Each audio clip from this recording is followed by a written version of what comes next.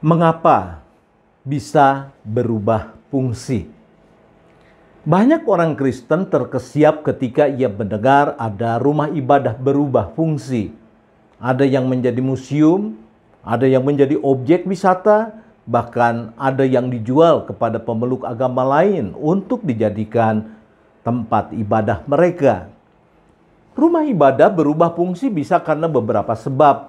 Bisa karena umatnya berpindah tempat, lalu kemudian di kota itu tidak ada orang yang beribadah ke tempat ibadah tersebut, atau umatnya sudah merasa tidak memerlukan lagi ibadah dalam kehidupan mereka. Apapun alasannya, perubahan fungsi dari rumah ibadah akan membuat perasaan kita bercampur aduk, kaget, kecewa, menyesal, kesal, dan pelbagai perasaan berkecamuk di hati kita. Dan kita tidak dapat berbuat banyak karena peristiwanya jauh dari lingkungan kehidupan kita. Tapi bagaimana kalau hal itu terjadi dalam jangkauan kita? Jangan-jangan tidak ada yang bisa kita buat juga karena kita menganggap itu bukan gereja yang mana kita biasa beribadah. Lain halnya kalau itu terjadi dengan gereja kita. Mungkin kita akan berbuat sesuatu. Tempat ibadah berubah fungsi bukan hanya terjadi di masa kini, tetapi terjadi juga 2000 tahun yang lalu.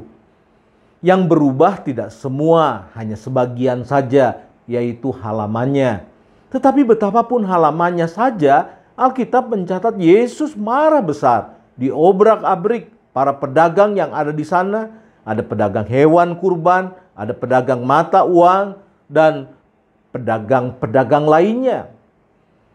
Diusirnya mereka dari sana dan dilarangnya orang membawa barang dagangan ke halaman bait Allah sebagaimana dikatakan di Markus pasal 11 ayat 15 sampai ayat yang ke-17 menunjukkan sikap Yesus.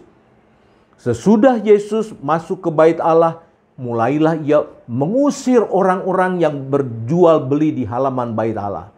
Meja-meja penukar uang dan bangku-bangku pedagang merpati dibalikannya. Dan ia tidak memperbolehkan orang membawa barang-barang melintasi halaman bait Allah. Lalu ia mengajar mereka, katanya, "Bukankah ada tertulis, rumahku akan disebut rumah doa bagi segala bangsa?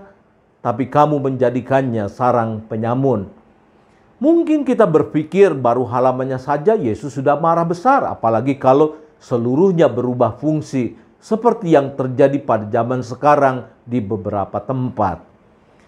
Tapi bagi Yesus perubahan fungsi halaman mencerminkan terjadinya degradasi visi dan misi dari umat Allah itu sendiri. Umat Allah sudah tidak peduli kepada bangsa-bangsa lain yang ingin berseru kepada Allah. Bangsa-bangsa lain adalah orang-orang yang tidak perlu mendapatkan keselamatan dan pertolongan dari Allah. Itu sikap yang ada, yang hidup di dalam kehidupan umat Allah Israel pada waktu itu. Membiarkan halaman bait Allah menjadi tempat berjualan sama dengan tidak memberi tempat kepada bangsa-bangsa lain untuk mendapat keselamatan dan pertolongan dari Allah. Sebab halaman itu adalah tempat berdoa bangsa-bangsa yang datang ke rumah Tuhan. Keserakahan umat dan juga para pejabat bait Allah untuk mendapat keuntungan mengubah wajah bait Allah, wajah keramah tamahan Allah menjadi wajah yang bengis. Bahkan Yesus menyebutnya sebagai tempat sarang penyamun. Sebab mereka yang berjualan di sana menetapkan harga secara tidak wajar. Harga minyak naik 2 kali lipat, kita semua berteriak. Di sana burung merpati bisa dijual 7 kali lipat dari harga normal. Dan umat terpaksa harus membelinya. Perubahan fungsi halaman dipandang oleh Yesus menjadi persoalan yang hakiki. Sebab saat itu bait Allah dipandang Yesus tidak lagi menjadi bait Allah yang misioner. Mereka menjadi bait Allah yang tertutup, tidak mau peduli dengan keselamatan dari bangsa-bangsa lain.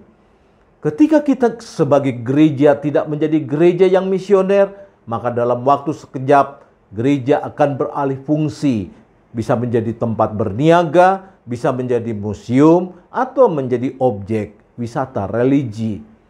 Biarlah kemarahan Yesus di Minggu Prapaskah yang kelima ini menjadi ajakan bagi kita untuk berefleksi. Adakah kita masih mengharapkan kehadiran orang-orang lain yang membutuhkan kasih dan pertolongan Allah? Ataukah kita sudah tidak mau peduli dengan mereka?